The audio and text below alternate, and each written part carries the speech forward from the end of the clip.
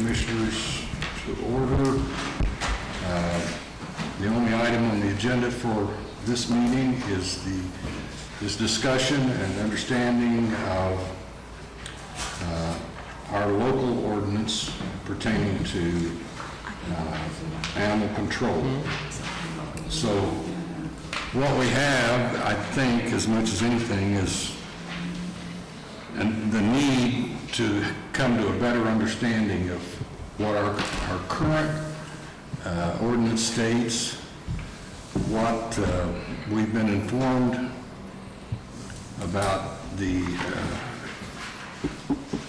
ability of that ordinance to be utilized, and whether or not we need to totally readdress the ordinance itself. So, Judge Klein, if I may,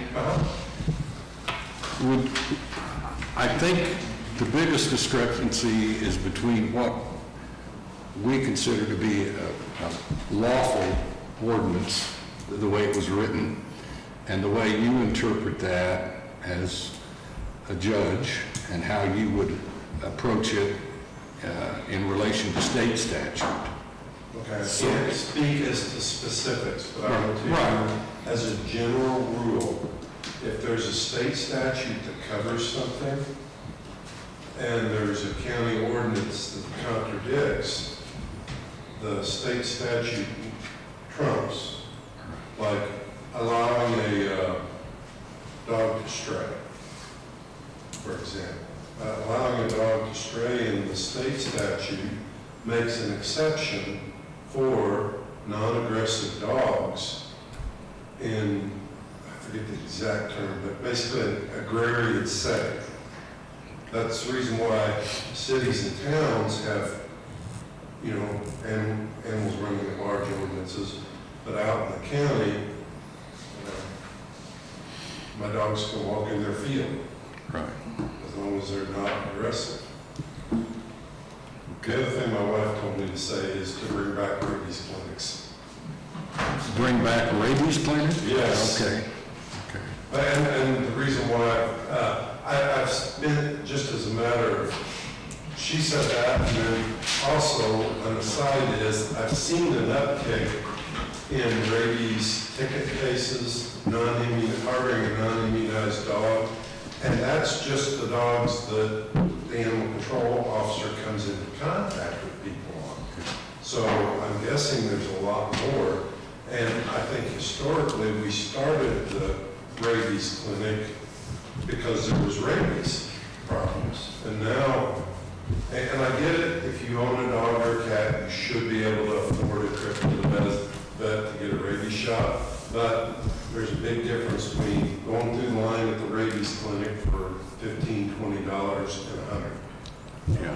And especially people with multiple dogs. Multiples.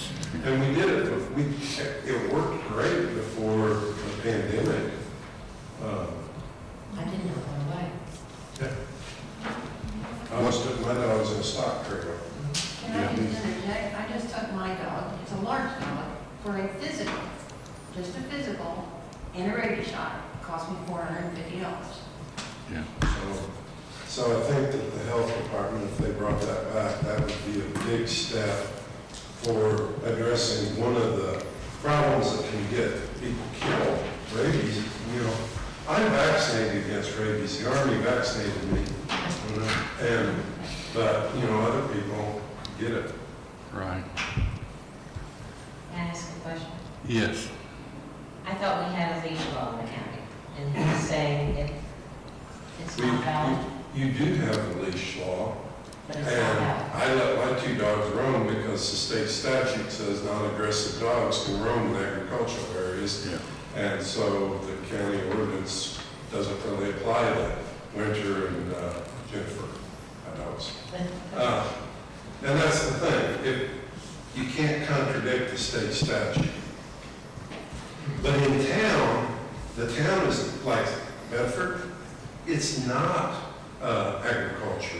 Well, like in a community, like where I live, in East Olivia, where there's a small group of houses, and dogs can run loose there.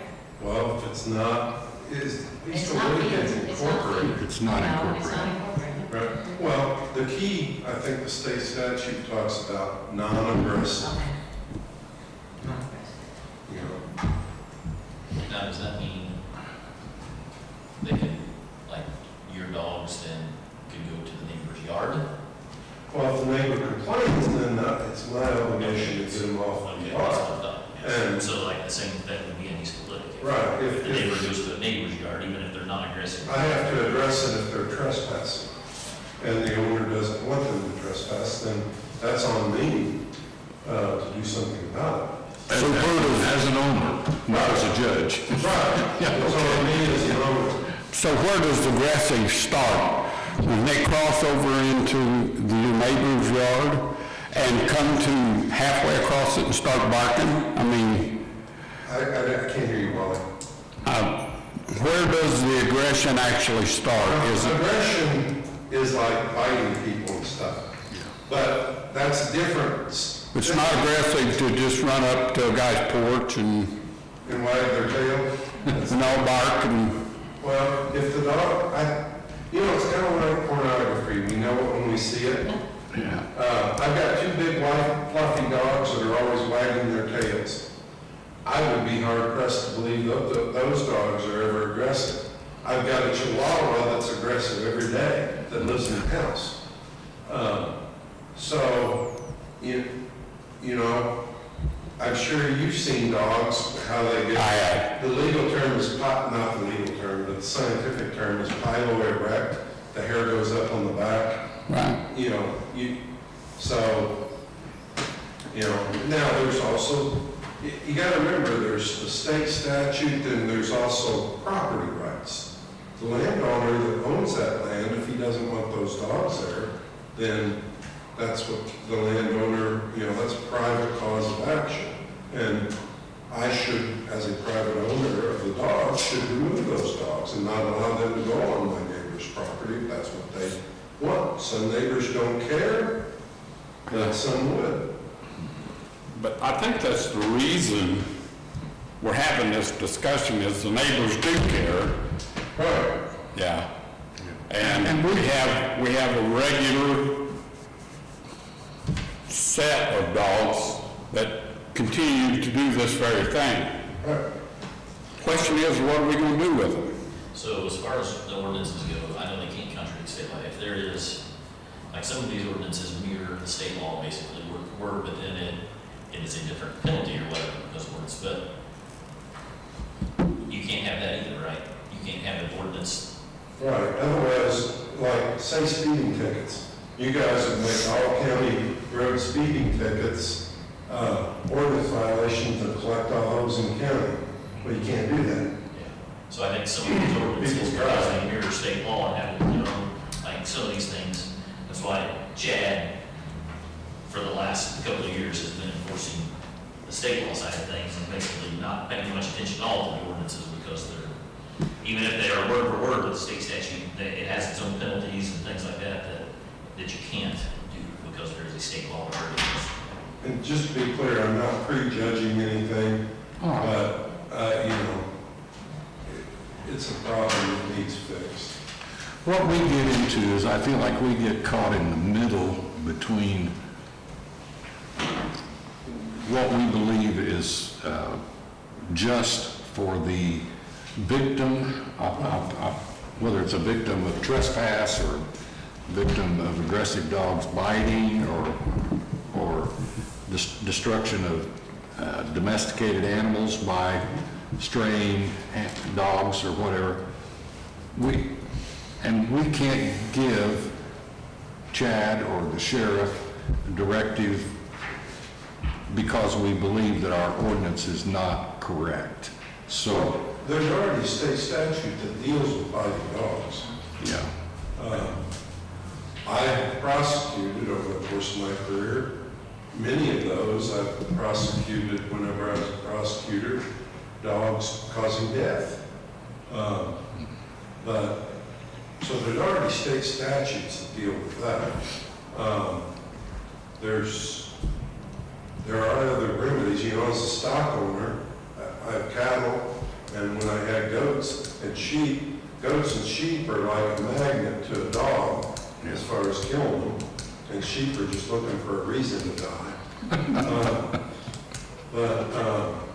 So, you know, I understand that, but there's, you know, there's rules about when you can, if you have an animal that is going after livestock, there's rules when you can protect your livestock. Okay. So, that's a touchy subject, and I'm not trying to put you in a bind or something, but we've heard conflicting statements about whether or not it's legal to, I'll be politically correct and say dispatch an animal on my property if it's creating an issue. So, can you give us some guidelines from that point of view? Well, the problem is I really can't give you guidelines. And this issue had, the county ordinance versus the state ordinance hasn't squarely come before me, but if somebody said you can't pursue the ordinance, you know, made that legal argument, then I'd definitely make a decision. But there's a state law that deals with when you can protect your livestock. Can't you, if something is on your property, going after your livestock, can you dispatch that? You can protect yourself in your Yes. property, yes, you have. Okay. And You you can't can't just- just shoot one because it's on your property, if it's not being aggressive for you. Right. Yeah, you know, dog cuts a corner. Yeah. Well, And there's some people that. we had a dog that came on my property that killed my dog, Yeah, and my, and you have the right to protect yourself on your property.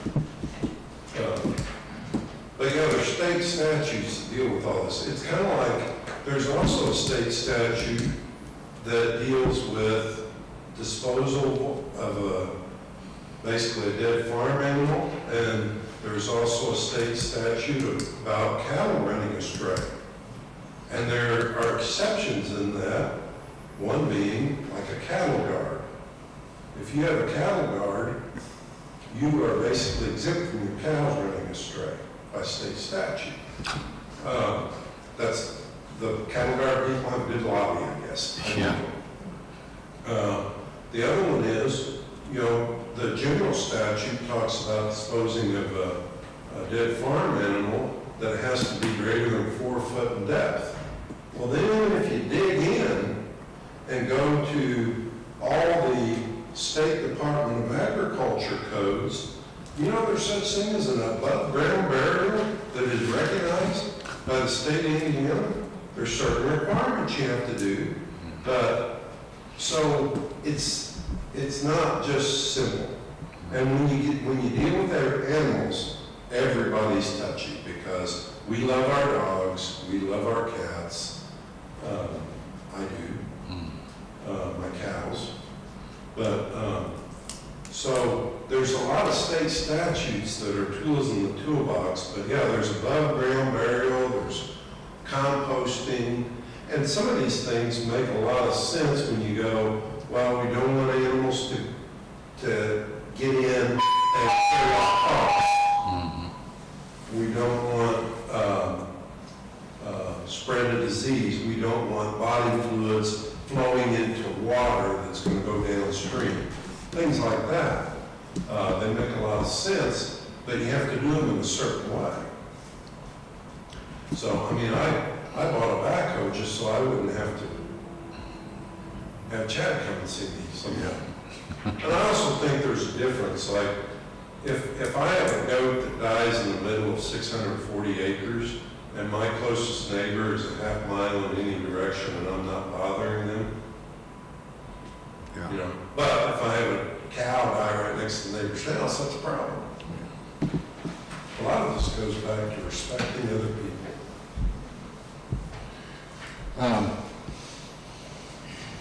Sheriff or Chad, either one, have you got topics that you'd like for us to discuss? No, I mean, I think that covered a lot of as far as the ordinances. I think our ordinances need to be looked at and some changes need to be made this summer. Just, I mean, if they hear state law and they have different, I mean, we just have to you know what I mean, we have to address some of that. There, you know, our ordinances also talk about, there's an animal control commission, and it says who it is, and that we meet on a as-needed basis. But, there's not really any, like, I've yet to find, and maybe there's a state law somewhere that I haven't found, but, like, what is our,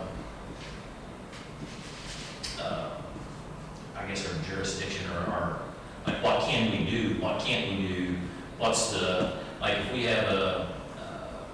have somebody here that has a vicious animal, and we keep writing them tickets and impounding the dogs, and then they go pay to get the dogs out, then they do it again and kill the neighbor's stuff, and we go write more stuff, or we put people in jail for it after a while.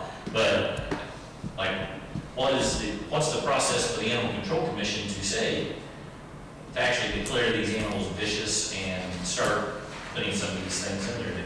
Like, are there guidelines on giving the person so much notice to show up at an Animal Control Commission hearing? Is there, like, how does a commission hearing work? There is nothing, I guess. So I don't understand. It says there is a commission, and that we can declare them vicious, but there's nothing that exists that says how all that process is supposed to work. So I'm assuming something like that would have to be into the ordinance underneath all of that. Well, I mean, this basically looks like it's copied from Bloomington, that part. But at the end of the, I mean, if you, there's nothing that protects, like, there will never be a prosecutor or deputy prosecutor show up for this. There's no way a deputy prosecutor or prosecutor would show up to an ordinance commission. It just won't happen. I doubt that, I would really be surprised if anybody did. The other thing is, you don't have protection as a commission if you take somebody's dog and you declare it vicious and order it put down. Well, okay, there's no lawful authority there that can be cited, and you gotta have due process, and even then, it's an administrative thing. They could be appealed to a court. You know, I've had to make that decision before. But that's different because I make sure everybody gets a chance to be heard, that they get to ask questions, all that whole process that has to be. So,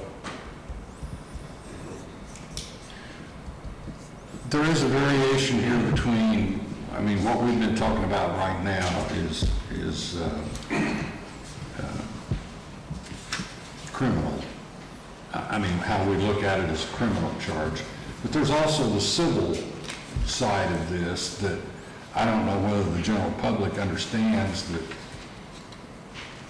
if my neighbor's dog comes in my yard and bites me or attacks my grandchild or a pet, that there's civil litigation that can occur.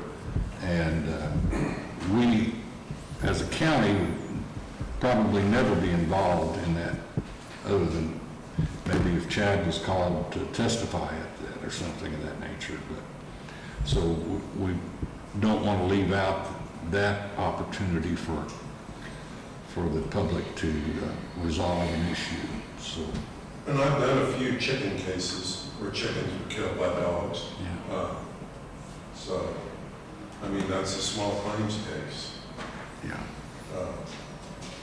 But, I mean, I don't even, major reason why I'm here is I'm an animal owner, I'm a livestock owner. Oddly enough, being a lawyer, I don't like any more rules than what I can get away with. Because, you know, I live in the county, I live outside city limits for a reason. If I don't want to mow my grass, it don't affect anybody but myself. So, can I ask you this, Judge? So there's a thing attached to these ordinances that talk about the different bonds. So Chad impounds a a dog for whatever reason, whether it be neglect or it's, that, whatever the case may be, right, it follows state law, like, does the ordinance, do these bonds actually cover what, I mean, is that legal, or is there something, because I've not necessarily saw anything in the state statute. It addresses posting a bond within 10 days and all that stuff, but it doesn't say how much, so in that case, does it have to come before a judge and they set the bond as after it's been seized, or are these ordinances all right, where Chad can say, this is what it's gonna cost you to get that? You know, what you're doing is you're looking for something reasonable. And so, is the amount reasonable? I've had dogs, cases previously passed, and I'm not, again, not prejudging future cases, where I found that $300 per animal was reasonable. You know, there's medical expenses, things like that many times. There could be a situation where a hamster, it doesn't cost $100 to keep a hamster for a month. I don't see hamsters out biting people, but I'm just throwing hypotheticals out there. You know, most of this stuff should be applied with reason and common sense. There's some horses that $300 a month wouldn't even touch it. And then there's some horses that are, I've got one that doesn't even eat hay all winter. It goes up to a field that I own, and it scrapes the snow back, and it is fat, but it won't eat hay. Easy keeper. That's right. So, you have to apply everything with reason and common sense, but as far as the standard goes, I've always found it to be reasonable for the circumstances that, and I've not seen, for the most part, I think the officers are, well, not for the most part, I think Chad's reasonable. This notice thing that we have attached to the back of ordinances, that currently can't be enforced because this is not up to date. The state statutes changed since this was made. Okay, so we need to review that and Yeah. make appropriate changes to that. Yeah, there's a lot of new wording in that. I think it changed last year. July 1st. Because we as commissioners are responsible for the ordinances, I don't know that we need to call this an animal control commission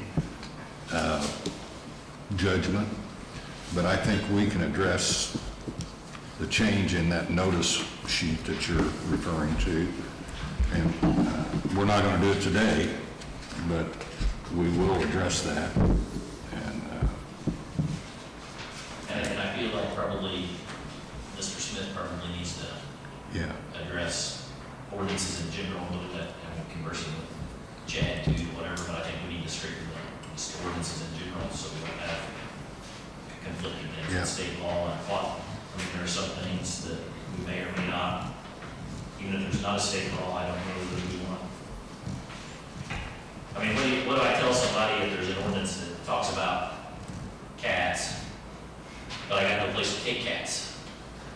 yeah. So what do we tell those, you know, what do we tell those people when they come back and say, well, you got a county ordinance, so enforce it? So there's a lot of stuff I think that needs to be thought about. And that's already happened. I deal with that. We don't have a place for cats. Right. And I address that issue all the time with people. They're like, well, we don't understand why you're not picking up cats when there's an ordinance for it. I 100% agree with you, and we will address that, but we're just not going to do it today. Yeah. But, and by the way, Mr. Smith had a commitment in another county court, or another county's court, so that's why he's not here today. So we will, when we get back and we can take this notice, we can review our current ordinance, and we can also review the establishment of the Animal Control Commission and what their responsibilities and, you know, anytime you see something that says as needed, it always leaves the door wide open for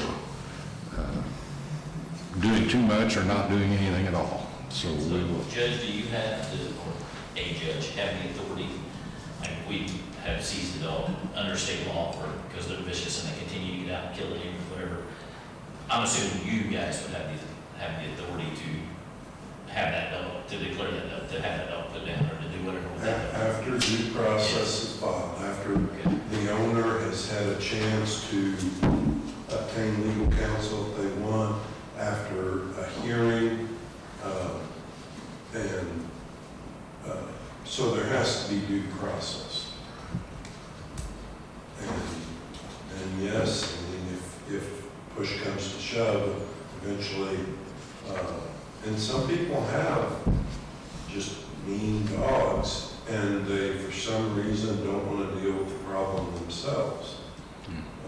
And they will hurt somebody. Something that might be looked at that's other counties around us uses under the vicious animal, they have guidelines for those animals. If they are warranted to keep them, they have to maintain them a certain way. They have to house them a certain way. You know, there's restrictions for their environment as far as, you know, their kennels and stuff like that, how they're built, how they're kept. And, you know, some counties around us require those to be checked on, make sure that those folks are complying, that way those animals aren't out causing a problem and, you know, potentially being a danger to citizens. is that addressed in state law to your knowledge? Anyone? I don't think That's that's, not addressed in state law. The guidelines as far as how to keep a vicious animal will be addressed in local ordinances, the same as whether or not a animal owner's habitual or not. You know, like if they're a habitual violator, then there's some counties around us that, you know, they can't have a dog for a certain amount of period within the county. Okay. Well, I appreciate everybody being here, and I don't want to drag this out too long, but I also don't want to stop any productive discussion here. If there's somebody else that's got anything they want to add or question, it's not often we get an opportunity to get together and discuss openly what's going on. It's an issue, and it's so, I never want to downplay the idea that animals can be threatening to people that don't like dogs or don't like cats or whatever. And one invading their personal space, their personal property is an issue to them. And I don't want to downplay the importance of that. Chad's job is to help protect people, and that's really the purpose of us being here today. So we'll try to do our best to review these ordinances and the notice form that Chad was speaking about. And Judge, I appreciate your time. I'm not saying that we won't have to come back to you sometime for another opinion about something. well, you know, If you can give it, I understand. all right. Yeah. So, any other comments or questions? Yes. I have a paper that has, if you folks want it, that's a lot of the common state statutes that we use in animal control related instances. Then that way you can familiarize yourself with those if you want to see that. Yeah, if you give I have that, some printed. Martha, well, after the meeting, Martha can take that and copy it and get each of us a copy. Yeah, I want a copy. Yeah. Okay, anything else? Any comments? Anyone? Well, I appreciate everybody, so we'll consider this adjourned. Thank you. Thank you.